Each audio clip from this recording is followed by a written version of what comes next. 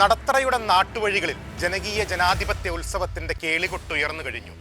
രാഷ്ട്രീയ മേളപ്പെരുക്കത്തിന്റെ നാളുകളാണ് ഇനി വരാനിരിക്കുന്നത്.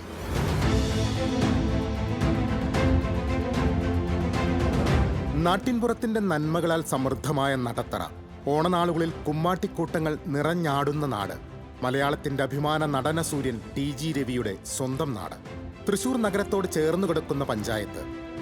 എങ്കിലും തികച്ചുമൊരു കാർഷിക മേഖല. പഞ്ചായത്തിന്റെ സമ്പദ്ഘടനയിൽ മുഖ്യ പങ്ക് വഹിക്കുന്നതും കൃഷി തന്നെ. വൻകിട വ്യവസായ സംരംഭങ്ങളോ അത്തരം വ്യവസായങ്ങൾക്കുള്ള സാധ്യതകളോ ഇല്ലാത്ത പ്രദേശം. കുടുംബശ്രീ സംവിധാനത്തിന്റെ മികവിലൂടെ സംസ്ഥാനമാകെ ശ്രദ്ധിക്കപ്പെടുന്ന പഞ്ചായത്തായി നടത്തറ മാറിയിട്ടുണ്ട്.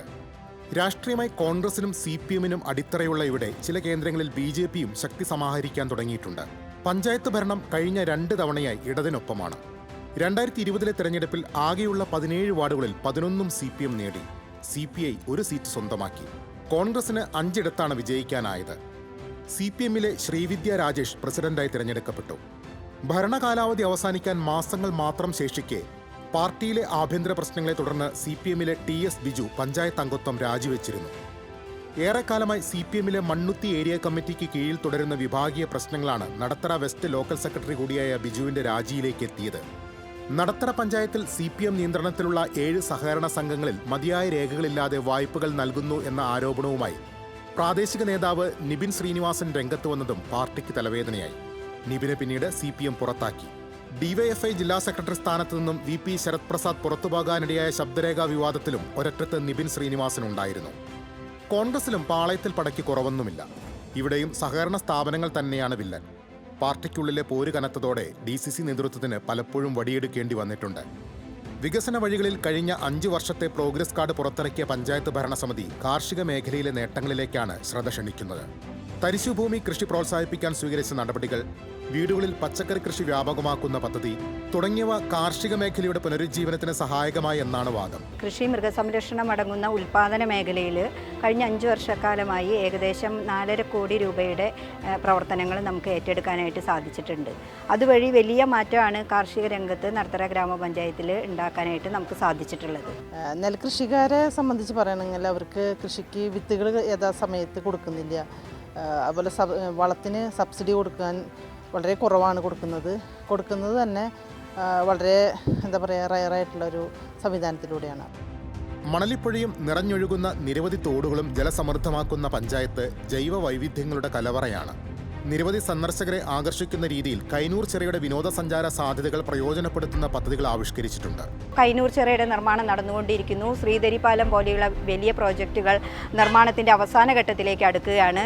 നടത്തറ ഗ്രാമപഞ്ചായത്ത് കല്യാണ മണ്ഡപം 2 നിലയോടുകൂടി AC സൗകര്യങ്ങളോടുകൂടി ഗ്രാമപഞ്ചായത്തിലെ അടിസ്ഥാന ജനവിഭാഗങ്ങൾക്ക് ഒരു ആശ്രയം എന്ന രീതിയിൽ അത് ഉദ്ഘാടനത്തോട് അടുക്കുകയാണ്. ഇവരിത് 10 വർഷമായിട്ട് ഇവിടെ ഭരിച്ചിട്ട് അന്ന് മുതൽ പറയുന്നതാണ് കൈനൂർ ചിറ നവീകരിക്കും അല്ലെങ്കിൽ അത് പുനർനിർമ്മിക്കും എന്ന് പറയുന്നത്. ഇപ്പോൾ ഈ ഇലക്ഷൻ എടുത്തപ്പോൾ ഓടിപ്പടഞ്ഞ് ഉദ്ഘാടനം കഴിച്ചേക്കാണ്. അതിൻ്റെ പണി ഒന്നും ആയിട്ടില്ല. അടിസ്ഥാന സൗകര്യ വികസന രംഗത്തും ക്ഷേമ പ്രവർത്തനങ്ങളിലും അഭിമാനാർഹമായ നേട്ടങ്ങൾ കൈവരിച്ചുവെന്നാണ് ഭരണ നേതൃത്വം അവകാശപ്പെടുന്നത്. 10 വർഷം മുൻപ് വരെ നമുക്ക് 2960 പേർക്കാണ് സാമൂഹ്യക്ഷേമ പെൻഷൻ ഇവിടെ ഉണ്ടായിരുന്നത്. ഇപ്പോൾ അത് 4970 എത്തിക്കാനായിട്ട് നമുക്ക് സാധിച്ചിട്ടുണ്ട്. അങ്ങനെ അടിസ്ഥാന ജനവിഭാഗങ്ങൾക്ക് ജീവിക്കാൻ ഉതകുന്ന സാഹചര്യം ഉണ്ടാക്കുക എന്നുള്ളതാണ് ഈ ഗ്രാമപഞ്ചായത്ത് ഭരണസമിതി മുന്നോട്ട് വെച്ച കാഴ്ചപ്പാടും. അതിനനുസരിച്ചാണ് ഗ്രാമപഞ്ചായത്ത് ഭരണസമിതി ഓരോ പദ്ധതി പ്രവർത്തനങ്ങൾ ഏറ്റെടുത്തുകൊണ്ട് മുന്നോട്ട് പോകുന്നത്.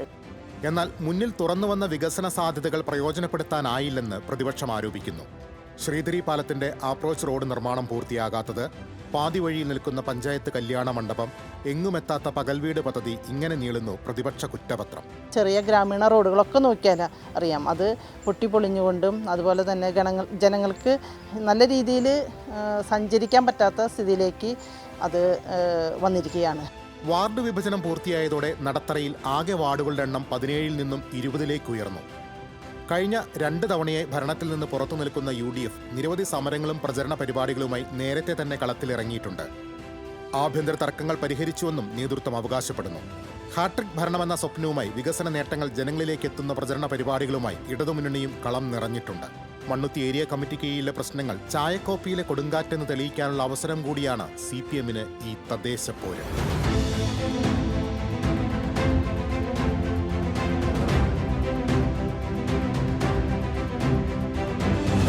വികസന രാഷ്ട്രീയം സജീവ ചർച്ചയാകുന്നതിനൊപ്പം പ്രധാന പാർട്ടികളിലെ ആഭ്യന്തര പ്രശ്നങ്ങളും നടത്തറയുടെ രാഷ്ട്രീയ ആകാശത്ത് തെളിഞ്ഞു കാണാം. തെരഞ്ഞെടുപ്പ് രംഗത്ത് എന്തൊക്കെ വിവാദങ്ങൾ ഇടിവെട്ടിപ്പെയ്യുമെന്ന് കണ്ടുതന്നെ അറിയണം.